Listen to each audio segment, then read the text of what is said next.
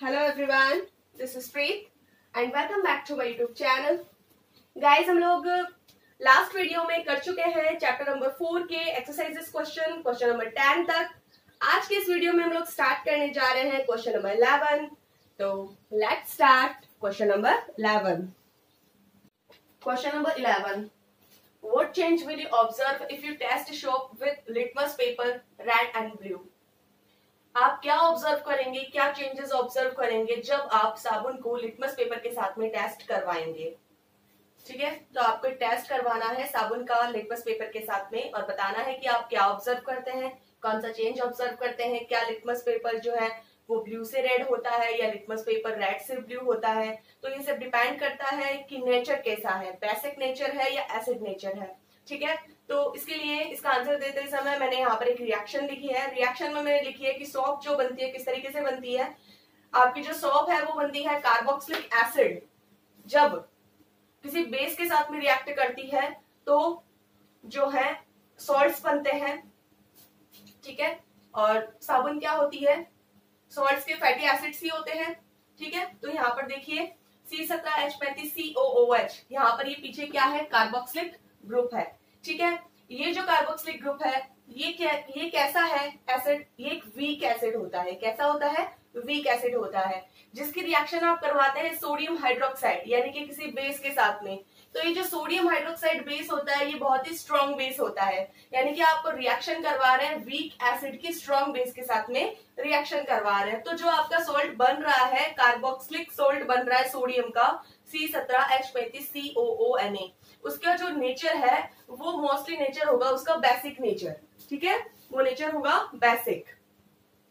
तो कहने का मतलब ये है कि जब आपका जो साबुन बन रहा है उसका नेचर अब बेसिक नेचर हो गया, क्योंकि वो वीक एसिड और स्ट्रॉन्ग बेस से बना है तो उसका नेचर बेसिक है। और बेसिस नेचर को आप जानते हैं अच्छी तरीके से कि जो बेस है वो लिटमस पेपर को क्या कर देते हैं, जो बेस है वो लिटमस पेपर को रेड से ब्लू कर देते हैं। यानी कि अगर आपका लिटमस पेपर रेड कलर का हुआ तो उसे वो रेड से कैसे कर देगा, ब्लू कर देगा साबुन। लेकिन अगर आपका लिटमस पेपर ब्लू ही हुआ तो फिर उस लिटमस पेपर के ऊपर नो चेंजेस होगा, किसी भी तरीके का कोई चेंजेस नहीं होगा। ठीक है, तो ये लाइन हम यहाँ पे लिख सकते हैं। और बेसिक नेचर का होने का मतलब ये है कि जो आपका साबुन है वो एल्केलाइन है। एल्केलाइन का मतलब समझते हैं ना, बेसिस ही होता है, ऐसे बेसिस जो सोल्यूबल होते हैं वाटर के अंदर, दिस इज कॉल्ड एल्केलाइंस। तो वही है आपका साबुन। ठीक है, तो लिख लीजिए इसका answer.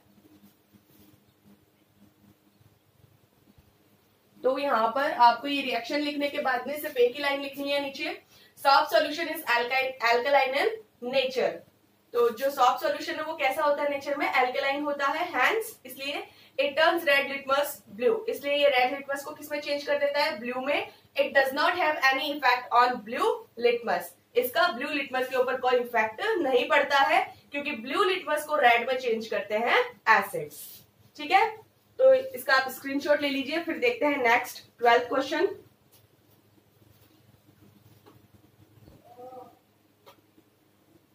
Next 12th question is what is hydrogenation. Hydrogenation क्या होता है, what is it's industrial application, इसका इंडस्ट्रियल एप्लीकेशन क्या है, मतलब इसको इंडस्ट्रियल तरीके से कहां पे यूज में लिया जाता है।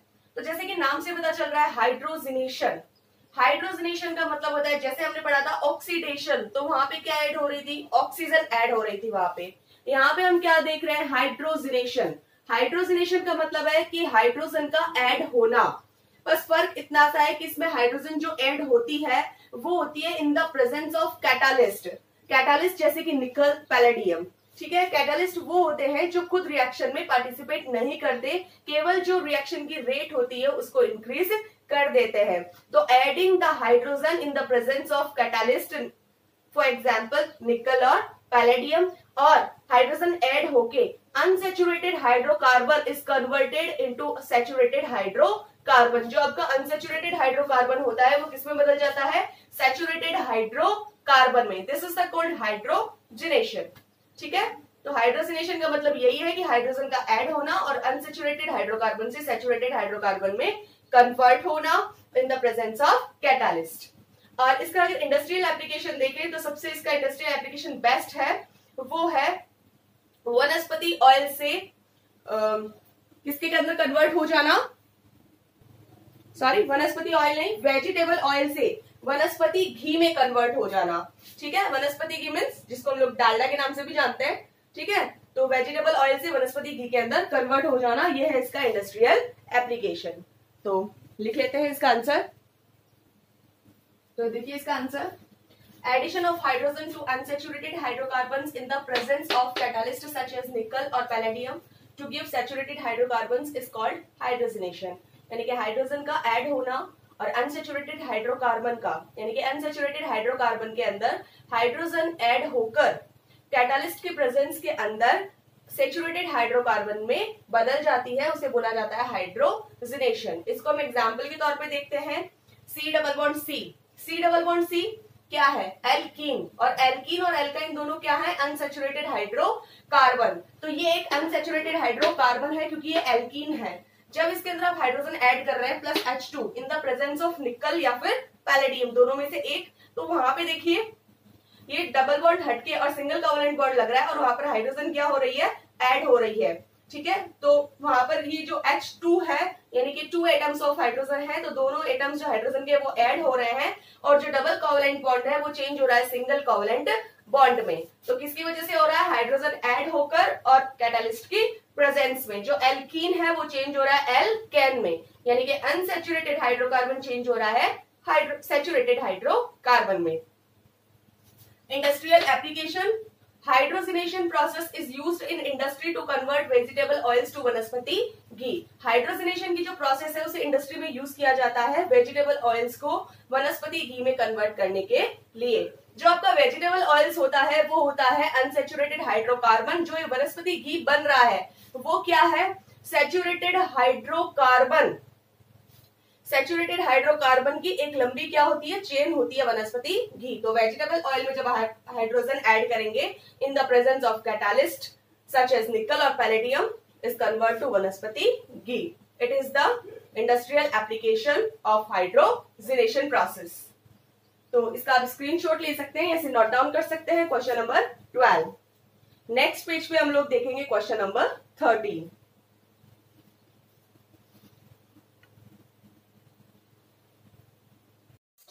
Question number 13, which of the following hydrocarbons undergo addition reaction. इनमें से आपको कुछ कंपाउंड दे रखे हैं और आपको बताने हैं कि इन हाइड्रोकार्बन्स कंपाउंड्स में से कौन से ऐसे हैं जो कि जिनके अंदर एडिशन रिएक्शन जो है वो लागू होती है। ठीक है, कहाँ पे हम लोग एडिशन रिएक्शन लगा सकते हैं, कौन कौन से हाइड्रोकार्बन्स के अंदर। ठीक है, तो फर्स्ट ऑफ ऑल बच्चों आप लोगों को पता होना चाहिए कि जो एडिशन रिएक्शन है वो कहाँ पे अंडरगो, मतलब कि कहाँ पे हम इसको पुट कर सकते हैं, केवल उस कंडीशन में जहां पे हमारे पास में जो हाइड्रोकार्बन्स है वो अनसैचुरेटेड होते हैं। यानी कि ये रिएक्शन वहीं पे लागू होती है जहां पर हाइड्रोकार्बन्स अनसैचुरेटेड होते हैं।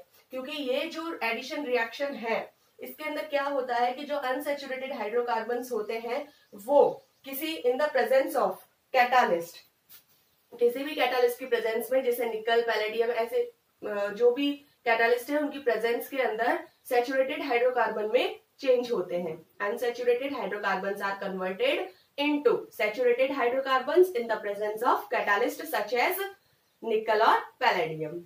ओके, देन अब हमें यहाँ ये पहचानना है सबसे पहले कि इन हाइड्रोकार्बन्स में से कौन कौन से हाइड्रोकार्बन सैचुरेटेड है और कौन कौन से अनसैचुरेटेड है। गाइस हम लोग जानते हैं कि जो सैचुरेटेड हाइड्रोकार्बन्स होते हैं वो केवल एक ही तरह के होते हैं ग्रुप के, वो होते हैं एल्केन्स, और जो अनसैचुरेटेड होते हैं उनमें एल्कीन्स भी आते हैं और एल्काइंस भी आते हैं। ठीक है, तो फर्स्ट जो हमारा हाइड्रोकार्बन है वो कौन सा दिख रहा है आपको, C2H6। तो हमने जनरल फॉर्मूला सबका देख रखा है, तो C2H6 इसका मतलब 2 का डबल कितना होता है, 4, 4 में 2 ऐड कीजिए 6, यानी कि इसके अंदर जनरल फॉर्मूला लग रहा है आपका CnH2n+2, और ये जो जनरल फॉर्मूला होता है वो होता है एल्केन्स का। इट मीन्स ये क्या है, सैचुरेटेड हाइड्रोकार्बन है। तो यहाँ तो क्या होगा भाई साहब, नहीं लगेगा। C3H8, C3H8 आपका क्या है, 3 का डबल कीजिए 6, 6 में 2 ऐड कीजिए 8, फुलफिल हो रहा है। मतलब यहाँ पे भी जनरल फॉर्मूला आपका काम आ रहा है, कौन सा, CH2n+2, यही वाला काम आ रहा है। नेक्स्ट अगर हम लोग बात करें, नेक्स्ट हाइड्रोकार्बन है C3H6। यहाँ पे क्या हो रहा है, 3 का जस्ट डबल कितना है, 6 है। 3 का डबल कितना है 6 है। तो यहाँ पर प्लस ना तो प्लस हो रहा है ना माइनस हो रहा है, केवल CnH2n इतना ही लग रहा है। तो ये किसका जनरल फॉर्मूला होता है, एल्कीन का, है ना। तो एल्कीन क्या है, अनसैचुरेटेड हाइड्रोकार्बन है, तो यहाँ पे लग सकता है। नेक्स्ट C2H2, यहाँ पे C2H2 की अगर बात करें तो 2 का जो डबल होता है कितना होता है 4, और 4 में से आप -2 करते हैं तो कितना होता है 2। तो यहाँ पे वो वाला जनरल फॉर्मूला लग रहा है CnH2n-2, ठीक है। यानी कि ये भी क्या है, एल्काइन, और alkyne is also unsaturated hydrocarbon, तो यहाँ पे भी लगेगा। नेक्स्ट CH4, C का डबल, C का मतलब सॉरी नंबर ऑफ एटम कितने हैं 1, 1 का डबल 2, 2 में 2 ऐड करो 4, यानी कि ये तो खुद भी क्या है एक एल्केन है, यानी कि ये तो खुद भी एक सैचुरेटेड हाइड्रोकार्बन है, तो यहाँ पे भी ये नहीं लगेगा। तो आप इनके सामने नाम लिख लीजिए और फिर इनके ऊपर टिक कर दीजिए जिन जिन के ऊपर ये एडिशन रिएक्शन लागू होती है। तो यहाँ पे देखिए बच्चों हमने सबके नाम लिख दिए यहाँ पे। ये है आपका एथेन, प्रोपेन, प्रोपीन, इथाइन और ये है मिथान, ठीक है। तो इनमें से सबके पीछे, इसके पीछे एन लग रहा है, इट इज एल्केन, ये भी एल्केन, ये भी एल्केन। केवल ये जो दो हैं 3 और 4, ये एक है एल्कीन और ये है एक एल्काइन। तो only propene and ethyne are unsaturated hydrocarbons, thus these two hydrocarbons undergo addition reaction। केवल यही दो हाइड्रोकार्बन्स हैं जो अनसैचुरेटेड है, इसलिए यही दो होंगे जो अंडरगो एडिशन रिएक्शन होंगे, ठीक है। तो आप इसका स्क्रीनशॉट ले लीजिए। नेक्स्ट करते हैं हम इसका क्वेश्चन नंबर 14।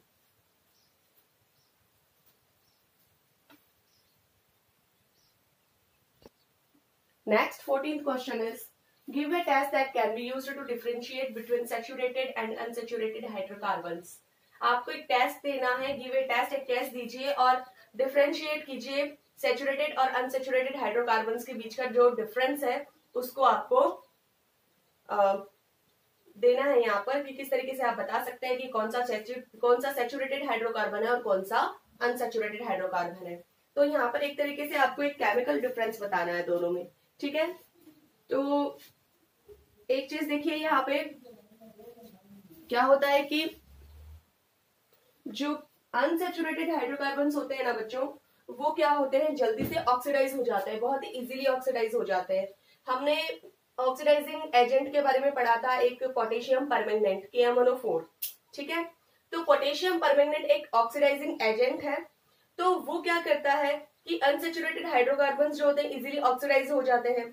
तो अगर आप पोटेशियम परमैंगनेट की हेल्प से अनसैचुरेटेड हाइड्रोकार्बन्स को ऑक्सीडाइज करते हैं, देन क्या होता है कि जो पोटेशियम परमैंगनेट का जो पिंक कलर होता है, वो कलर में कैसे होता है, पिंक कलर, तो उनका जो पिंक कलर होता है वो डिसअपियर हो जाता है, ठीक है।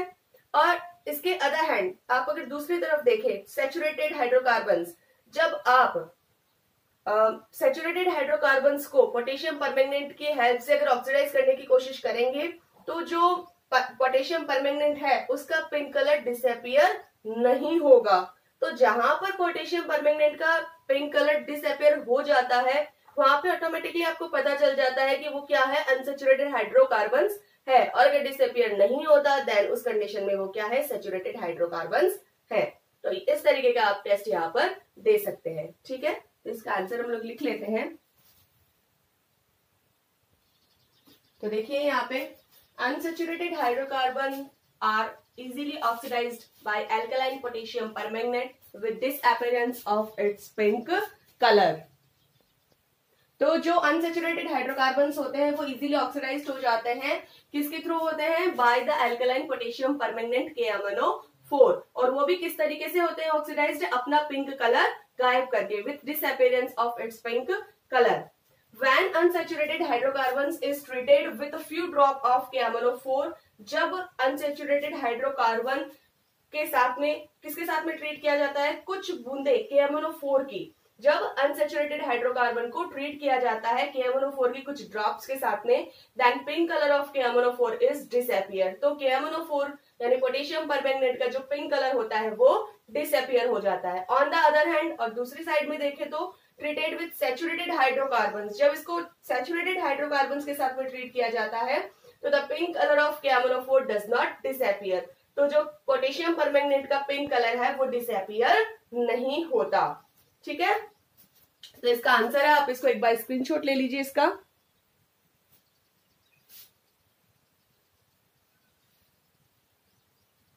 चैप्टर का last question, question number 50, explain the mechanism of the cleaning action of soaps.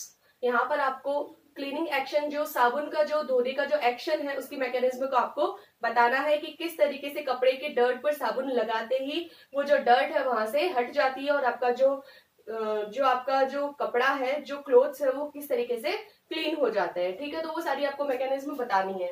तो उसके लिए सबसे पहले आपको पता होनी चाहिए कि स्ट्रक्चर, सोप की जो स्ट्रक्चर होती है वो किस तरीके की होती है और किस तरीके से वो मिसेल फॉर्मेशन करती है, और मिसेल फॉर्मेशन के थ्रू ही आपका जो कपड़ा है वो क्या होता है, क्लीन होता है। तो यहाँ पे देखिए एक स्ट्रक्चर बनाई गई है, इस तरीके की स्ट्रक्चर होती है जिसके अंदर 2 एंड्स होते हैं। सोप के स्ट्रक्चर में 2 एंड्स होते हैं। ठीक है, क्योंकि ये सोप जो बनती है वो किस तरीके से बनती है, सोडियम के कार्बोक्सिलिक के सोडियम सॉल्ट से जो है सोप बनती है, यानी कि एक लॉन्ग चेन होती है फैटी एसिड्स की। ठीक है, सोप जो होती है वो क्या होती है, long chain of fatty acids, salt of fatty acids. ठीक है, तो यहाँ पर देखिए एक एंड जो होता है वो होता है पॉजिटिव Na+, और क्योंकि सोडियम के सॉल्ट के होते हैं ना, और एक होता है COO-, ये होता है दूसरा एंड। जो ये पॉजिटिव वाला एंड होता है वो किस तरीके का एंड होता है, पोलर एंड, यानी कि इसका जो नेचर होता है वो पोलर होता है, और जो इस तरफ वाला होता है वो नेचर में किस तरीके का होता है, नॉन पोलर होता है। तो जो पोलर एंड होता है वो हाइड्रोफिलिक बोला जाता है, उसे क्या बोला जाता है, हाइड्रोफिलिक, और जो नॉन पोलर होता है उसे बोला जाता है हाइड्रोफोबिक। फोबिक मीन्स जिसको फोबिया है, जिसको डर लगता है। अब इसको डर लगता किससे, हाइड्रोफोबिक, इस पार्ट को डर लगेगा वाटर से। किससे डर लगेगा, वाटर से। यानी कि ये जो वाला पार्ट है, इधर वाला पार्ट, वो किस तरफ इकट्ठा होगा जाकर, डर्ट की तरफ। ठीक है, ये किस तरफ चिपकेगा, ये पानी से दूर भागेगा और डर्ट की तरफ जाकर चिपकेगा। और जो ये आपका इधर वाला पार्ट है वो क्या करेगा, उसको क्या है, वाटर से लव है, यानी कि वो वाटर से डरता नहीं है, उसको वाटर चाहिए। तो ये जो 2 तरह के एंड होते हैं, यही सारी जो मतलब ये दोनों एंड से सारे के सारे काम करते हैं, जिसकी वजह से जो है क्या बनती है, मिसेल स्ट्रक्चर बनती है। क्या होता है, जब भी ये जो सोप है वो वाटर के कनेक्शन में आता है, यानी कि वाटर के कांटेक्ट में आता है, देन क्या होता है कि ये जो पॉजिटिव वाला चार्ज होता है, मान लीजिए आपके कपड़े पे यहाँ पे जो गंदगी रहती है, ये डर्ट वाला पोर्शन है। ठीक है, ये डर्ट वाला, तो इस पोर्शन के ऊपर क्या होता है कि ये जो हाइड्रोफोबिक वाला, ये जो नॉन पोलर वाला पार्ट है, वो सारा का सारा आकर यहाँ पर चिपक जाता है, सारा का सारा सेंटर पे आके चिपक जाता है डर्ट की जगह। और ये जो पोलर एंड वाला है, हाइड्रोफिलिक वाला पार्ट, वो किस तरफ जाएगा, वो पानी की तरफ भागेगा। वो यहाँ डर्ट से हटेगा और पानी की तरफ इस तरीके से भागेगा, यहाँ पानी की तरफ इस तरीके से भागेगा। ठीक है, इस तरीके से ये जो भी पार्ट है वो कौन सा है, Na positive, hydrophilic Na positive. ठीक है, यानी ये जो डर्ट वाला है वहां पे सारा का सारा क्या आ गया, हाइड्रोफोबिक वाला पार्ट। ये जो पार्ट है वो सारा डर्ट के पास में आके चिपक जाता है। और ये जो पॉजिटिव वाला पार्ट है, जो इसका पोलर एंड है हाइड्रोफिलिक, वो क्या होता है, पानी की तरफ भागता है। और ये जो स्ट्रक्चर बनी वो कौन सी स्ट्रक्चर बन गई, ये स्ट्रक्चर आपकी बन गई कौन सी, मिसेल। कौन सी स्ट्रक्चर बन गई, मिसेल स्ट्रक्चर। और इसी मिसेल स्ट्रक्चर की फॉर्मेशन से क्या होता है, आपका कपड़ा क्लीन होता है।